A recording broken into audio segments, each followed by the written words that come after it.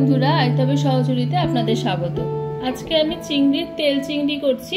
এটা খুব সুস্বাদু এবং খুব সহজেই হয়। এর জন্য নুন দিলাম প্রথমে মাছে,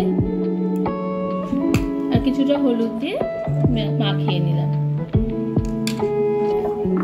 এর জন্য প্রথমে কড়াইয়ে জল দিলাম খানিকটা, কাঁচা লঙ্কাগুলো দিয়ে দিচ্ছি কয়েকটা কুচি করে, মাছগুলো দিয়ে দিচ্ছি।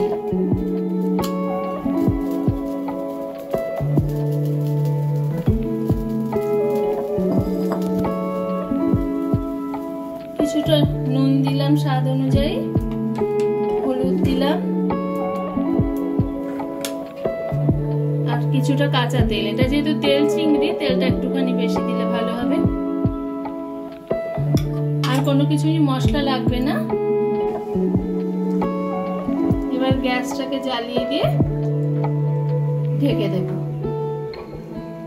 আমার ভিডিওগুলো আপনাদের ভালো লাগলে অবশ্যই লাইক, কমেন্ট, শেয়ার ও সাবস্ক্রাইব করবেন। একটু সরষের তেল দিয়ে দিলাম। তেল চিংড়িটা খুব সুস্বাদু হয়, অবশ্যই আপনারা এটা করে দেখবেন আর কমেন্টে অবশ্যই জানাবেন এটা কেমন লাগলো। আপনারা ভালো থাকবেন। নমস্কার।